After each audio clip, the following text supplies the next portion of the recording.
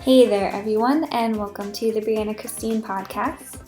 This is a very special episode. It's episode number 10, and I thought I would try a little bit of different editing that I heard from a new podcast that I found. It's really a cool podcast if you want to check it out. It's called The Creative Pep Talk.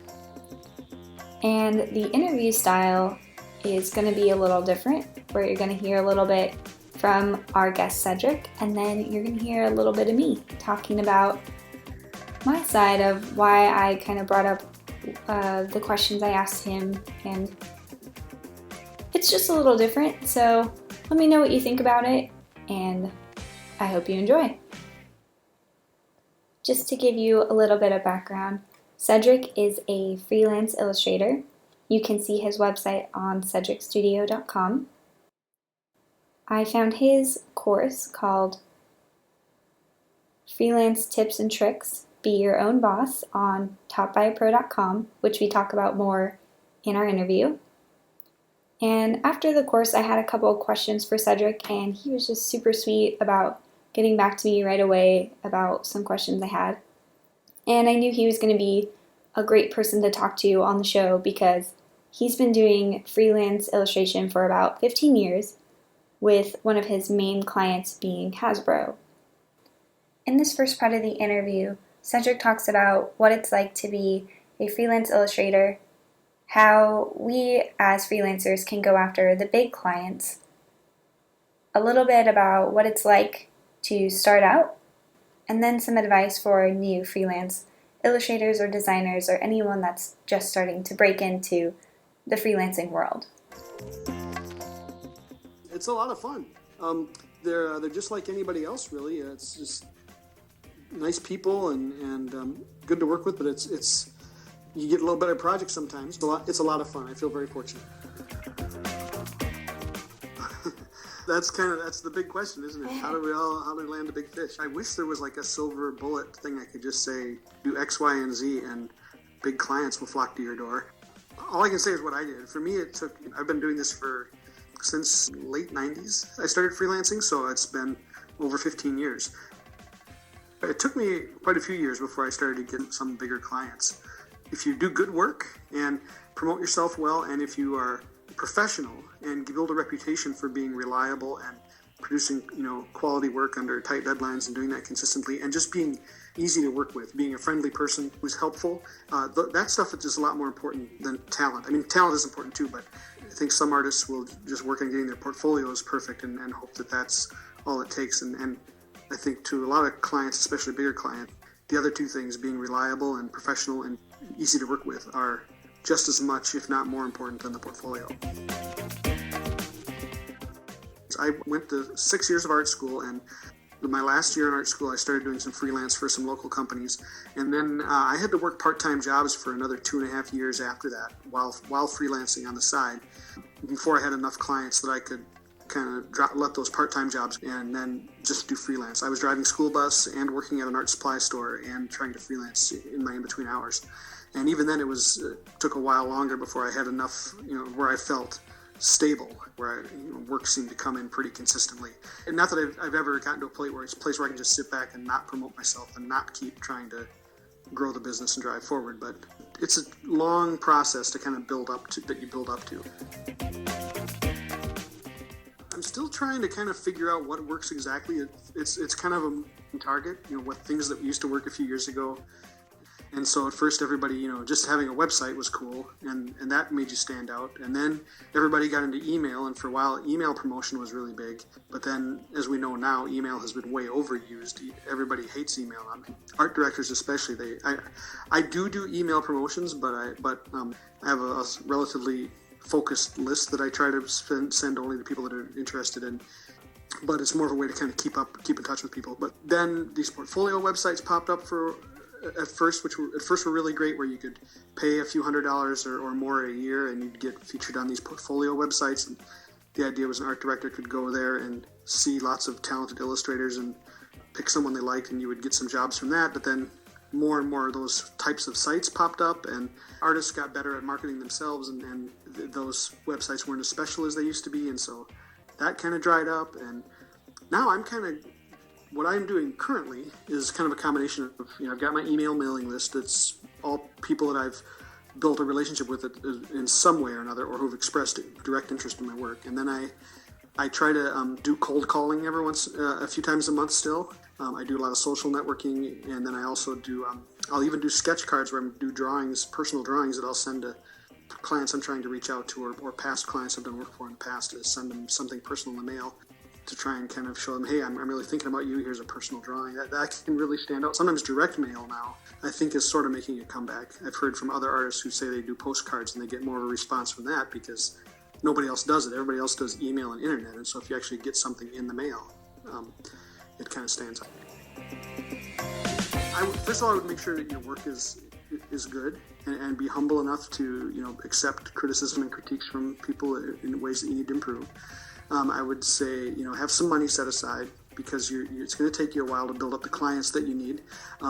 Then I would also say to make sure that your skills are good, and I'd know ahead of time what you want to do, or try and have a target in mind of an industry that you want to target and focus on. Don't put things in your portfolio that you don't want to do. If you hate drawing bicycles and you put something in your portfolio of a rhinoceros riding a bicycle, well, sure enough, someone's going to want you to draw a bicycle when they see that in your portfolio. But if someone's just starting out, I would just say prepare for the long haul. Try to devour and learn as much as you can. There's so much more stuff that's out there that people can learn from now that wasn't there when I was starting out in the 90s. I would just research blogs and books and podcasts like this one and other things. Just learn as much as you can about promoting yourself and being a good businessman or woman. One of the things I love about Cedric's interview overall is that he's very real. He gives everything very straightforward to you.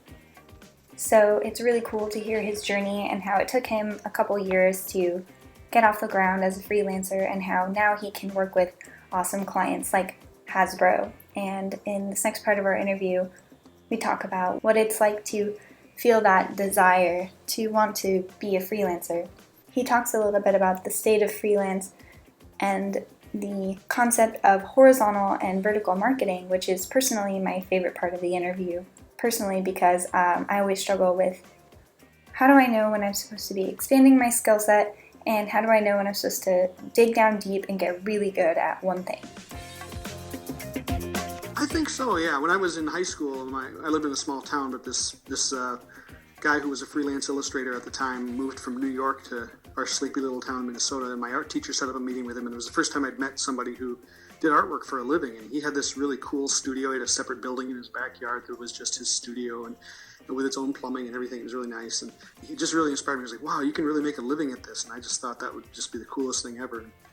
And so yeah, I've always wanted to freelance. I'm kind of an introvert anyway, and kind of like to just be on my own and kind of independent and do my own thing. So you do have to kind of be wired for it. Not everybody is, but if you're a self-starter, if you can motivate yourself, and if you enjoy working long hours alone, then it can really be a great career, a fun one at least.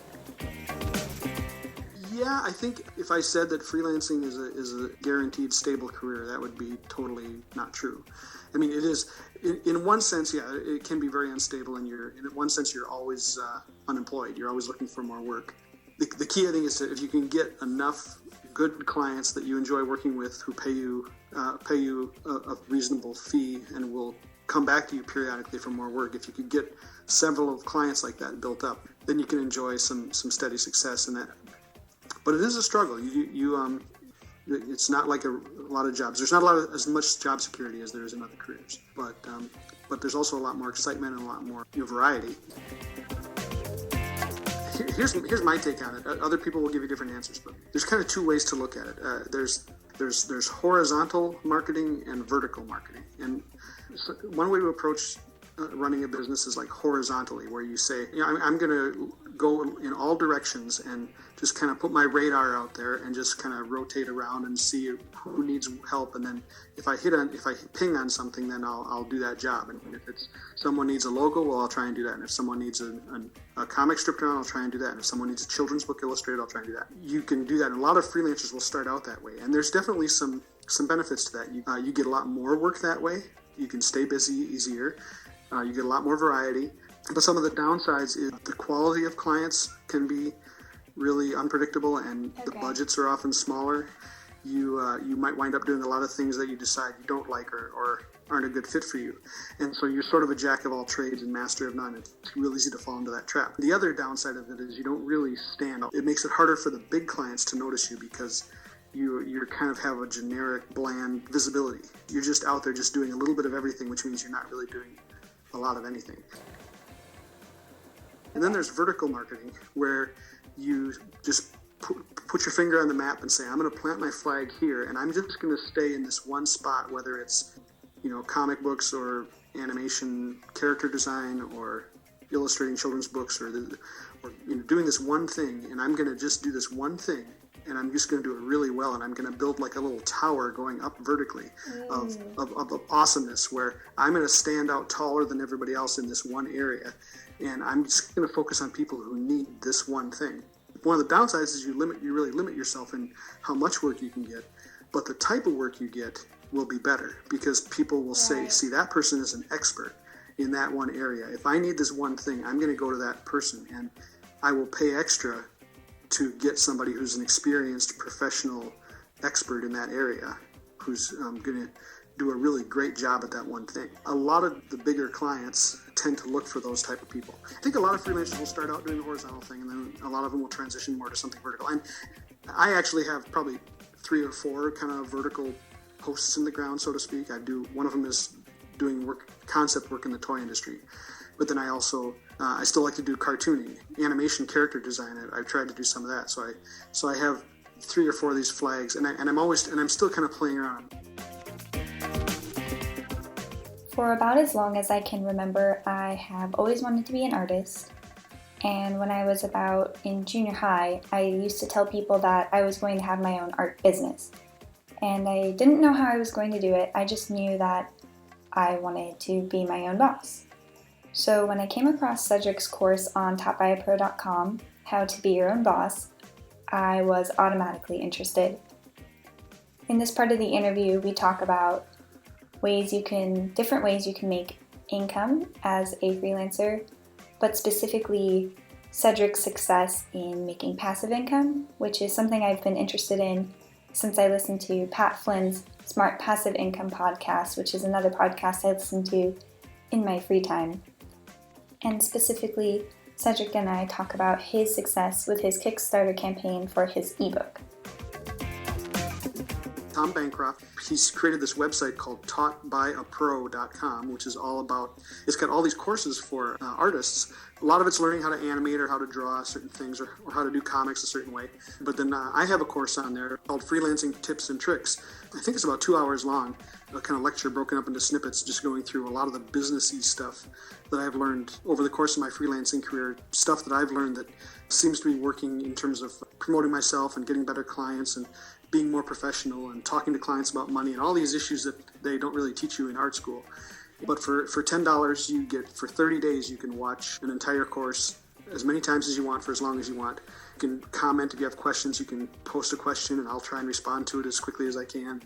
So you can get a little dialogue going back and forth that way. So it's kind of a neat little setup that they've got. So I think for the amount of money that you pay, it's a great deal. I have a couple things. I did my first Kickstarter a couple years ago. I did a book called The Pose Drawing Spark Book, which was kind of a modified sketchbook. It was especially designed to help artists practice putting more life and personality into their drawings. It had on the blank pages with little drawing prompts written on the bottom, and each prompt was kind of custom designed to help make something more entertaining. And then there were little mini chapters spread throughout and a bunch of bonus drawing prompt ideas in the back of the book. Anyway, it was pretty popular. To me, it was successful, and I still sell that. I'm also sold out of the book itself, but I sell it as an ebook that you can carry around and use with your sketchbook. I sell that on my website, and that brings me some passive income. And then I've got the Taught by a Pro thing, and those two things so far are the only substantive passive infant got it. By substantive, I don't mean that I'm getting rich off them by any stretch, but bring in a little bit of grocery money or whatever every month. But I'm always thinking about what else could I do? Could I do another Kickstarter? Should I try and do a book of some kind? I've thought about maybe doing a series of videos. I want to think of something that would be helpful to people would actually be interested in, and it could be kind of a win-win where I could earn some income back for it, and then they could benefit from it as well. I kind of do a lot of things. When I decided I wanted to do that Kickstarter, I kept a notebook by my bed, and I told myself every night before I let myself fall asleep, I was going to try and think of one idea of something that I could do as a Kickstarter. It could be a stupid idea, it could be a crazy idea, but I wanted to think of something before I let myself go to sleep and just write it down. And I did that for about 5 or 6 nights. About the 5th or 6th night, I came up with this Sparkbook idea. But it was originally a little bit of a different format. And then I kind of sent the idea to some friends that I have and people I trust in the industry, and just emailed them and said, this is what I'm thinking, what do you think? And I got some feedback from them, and found out another guy was planning something that was kind of similar. So, which at first kind of was discouraging, but then it turned out to be a good thing because it forced me to kind of narrow down and focus the direction of the book and what it was about, and change it. And in the end, I think it actually made it better, so that I wasn't directly competing with what he was doing. So I got feedback, and then I just tried to talk to a lot of people about it and showed some friends. That was about a 6-month process off and on, trying to figure out exactly what I wanted to do, and then of course doing research on what's involved with running a Kickstarter. That's a lot of work also, trying to do a successful one. Kickstarter is a ton of work. Some people think you just put your video up and sit back and wait for the money to roll in. It's not like that at all. You have to do a ton of promotion, and it's about a 2-month full-time job to run a Kickstarter. As you've heard me mention a few times in this interview, Cedric works for a few clients like Hasbro. He also has a client, his end client being Disney. And I've heard of a few designers who have obtained a few of these big name clients for their portfolio and their websites, and Cedric explains on the interview what end client means and how you can get sort of these big names so that you can add them as a part of your client list. For these types of jobs, we talk about how sometimes they are done from home and sometimes they are done at the physical agency. And when you are at networking events, how freelancing can sort of be a dirty word. I was curious about how to tell people that I was a freelancer without really telling them that I was a freelancer, because I realized that not all people respond the same way when you want to work for yourself. Cedric makes a really nice segue into how you can make it about the work, which is something that you also practice when you are working with clients, which is really interesting because it's so true, but there are so few resources out there about how you really need to be professional if you intend on working for yourself. The Disney thing is more of, I call them an end clients. What that means is I didn't work with them directly, but another agency or company gets hired by Disney to do something, and then that company comes to me and asks for help on the project. So it's like kind of like a middleman. One of my clients used to be this company that made, when you go into the grocery store or the bakery and you look at the birthday cakes, and they'll have like a Spider-Man cake and a SpongeBob, and they'll have all these licensed characters, and they have these little toy figurines kind of sitting on top of the cake and under the little plastic dome. This company here in Minnesota makes all those little character toys, and they would hire me to help them design and concept those. And Disney was one of their clients. And then they would turn around and say, okay, we need a Toy Story figurine, or we need a Mickey Mouse figurine, or we need a... So that kind of fell into my lap. Hasbro's a big client of mine I've done a lot of work for, and that's a lot of fun. 99% of the time I'm at home. There are a couple of ad agencies in town that have hired me to come in and work on site a few days a year, and I've also I do courtroom sketching a couple times a year for a local news station, and I'll go in and do that. Yeah, most of it, I have a spare bedroom in my home that's been converted into a studio, and that's where I do all my work. I agree with you. I try not to use the word freelancing. I know I've used it a lot in this interview, but in general, when I'm marketing myself or when I'm meeting new clients or talking with people, I try to avoid the word. It's not necessarily a dirty word, but it can be to some people. People will hear it and they think, oh, he's a freelancer. That must mean, oh, he's between jobs, or somebody who couldn't cut it in the real world, or somebody who's a little flaky maybe, or lone wolf type or something who's doesn't really have his stuff together. So some people will have those misconceptions, and so what I try to say is that I tell people that I own an illustration studio. And I think that just sounds more professional. It makes me sound like I'm a business owner. The fact that it's a studio, it's an actual place, and even though it's just a bedroom in my house, I have this studio that I'm running. I try to talk in terms that makes it more about the work than about myself. And that's even true actually when I'm working on projects or when I'm talking about money with clients and we're talking about budgets and things. Instead of saying, I charge this much to do this, I'll say, to do this work will cost X. So instead of making it be about me and about my time, it's more about what the work costs. Kind of having this more professional attitude about it, I think can help. That goes back to what I was saying at the beginning about if you can be professional and get that reputation, that a lot of value to a lot of clients. Yeah, for me, one of the biggest things that I've learned and the way I try and look at it is try to have an attitude of making it be about the client instead of being about me and about who can pay me or how can I get more work or how can I get a higher profile or whatever. Try and really have an attitude about how I can serve the client. Like what are their needs? How can I be there to help them? What are their problems and how can I solve it? And if you kind of have that attitude, of course, then it means you're not going to miss deadlines and you're not going to overpromise things and stuff like that. And if you can kind of get in that habit and then build a reputation of that, will really make you stand out because a lot of freelancers don't take that attitude, at least not very strongly. Just being focused on the client is huge. That's really what it boils down to, I think, is most of what being professional is. Just thinking about their needs and how you can be meeting their needs. Social media is a funny thing for designers and artists when they try to get inspiration, right? You get on there looking for maybe something to inspire you or some new idea to spark something that you would maybe want to try. But in the process, sometimes you kind of can get stuck and you get discouraged by all of the amazing talent. Then there's the people that you see who just are on there no matter what. They probably don't spend too much time looking. They're just creating. You can tell because they're updating every day or at least once a week. This is how Cedric is. So we talk about how much of that is promotion and how much of that is discipline. Thanks. It's pretty much mostly me forcing myself to. It's November now, so we just finished the Inktober. In the month of October, we'll just try and do an inked drawing of some type, either digital or physical, every day or once a week or something. So the internet just gets flooded with all these drawings. And so I wanted to try and do that this year. Didn't do it quite every day, but I almost did. I know I should do a personal sketchbook more often than I really do, but I get busy with freelance work. It's kind of like an athlete. If you're a professional football player or something, you don't just show up and practice the plays. You also have to go spend some time in the gym every day to kind of keep your body in shape. If you're a writer, you should be trying to write a little every day, or if you're an artist, you should try and do some personal sketchbooks, sketching stuff every day. Just fun things that you can do for yourself to keep your creative muscles going and to give yourself room to practice and try new things and experiment and make mistakes and play around with stuff that you wouldn't be able to do like on a client project. And I've been trying to discipline myself to do that more in the past year or so. I've been doing a lot more daily sketches, a lot more than I used to. Every artist is different. Some guys play around their sketchbooks all day and maybe don't discipline themselves to do the freelance work as much. So it's kind of a balance, trying to balance the business side of it and the client side of it and doing their projects and the personal side of it, keeping myself healthy and having fun and pushing myself creatively. It's kind of a balance. Something I've noticed with different solo creative business owners is that they each run their families a little differently.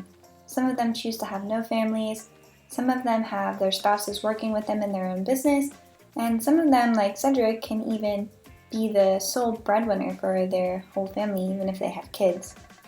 I talk a little bit with Cedric about what is it like in his personal experience to have a family while being the sole breadwinner. I'd be lying if I said I had that totally mastered, because I don't.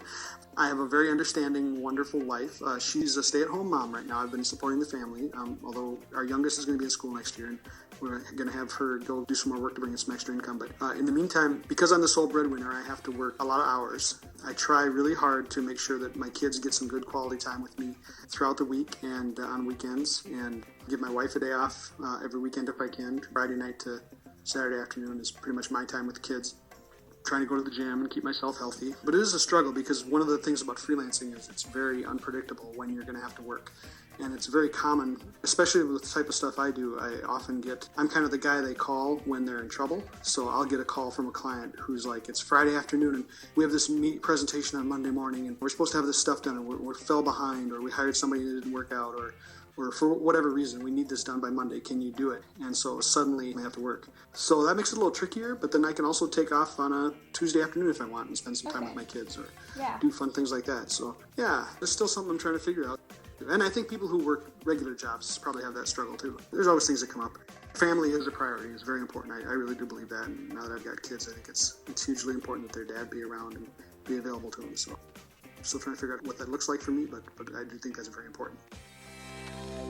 The interesting thing about this podcast is that a lot of times I interview my guests a few weeks before the podcast actually goes live. So when Cedric and I were making this podcast, it was actually in late November, so he was giving me some advice on how to introduce myself to new people as I was about to head out to the CTN Animation Expo, which took place the weekend before Thanksgiving in Burbank, California.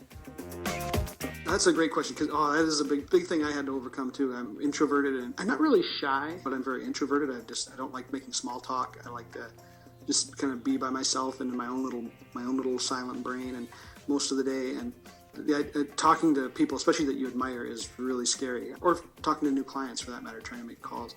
I try to think ahead of time. What am I going to say? I try to think of like 3 or 4 questions I could ask the person before I approach them. If I'm calling somebody, I do believe in making cold calls to new clients to try and land more work. And I have little, if you get my webinar, you get access to it. There's some scripts that I've made that I use when I'm calling new clients, like little notes that I can refer to while I'm leaving them a voicemail, or if they actually answer the phone, what I can actually say.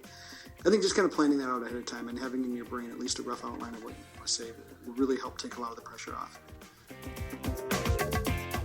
If you want to be a good conversationalist, is to ask a lot of questions.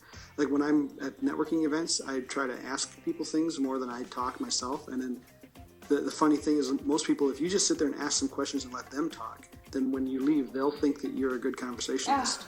I just let them do all the talking, but yeah.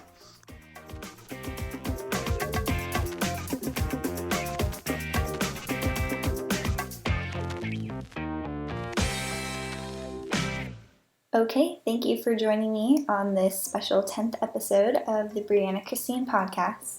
If you would like to connect with Cedric online, you can go to cedricstudio.com, and there will be links to all of his social profiles there.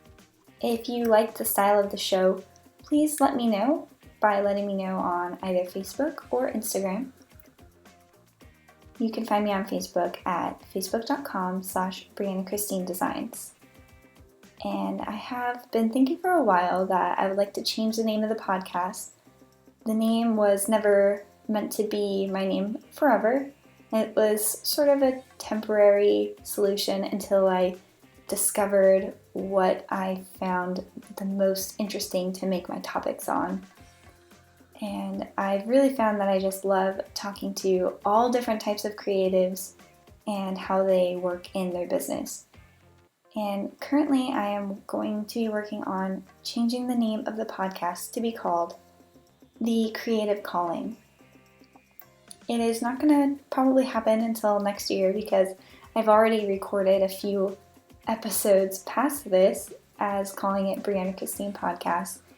And I'm still in the process of getting this podcast on iTunes.